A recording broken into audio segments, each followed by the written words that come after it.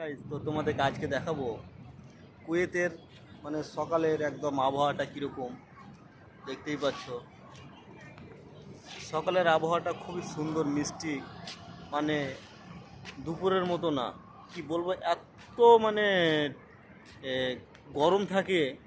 হ্যাঁ, তো এই গরমের মধ্যে এখনকার আবহাওয়াটা খুব সুন্দর কুয়েতের, দেখতেই পাচ্ছ। আর আমি যেখানে কাজ করি তোমাদেরকে দেখাচ্ছি।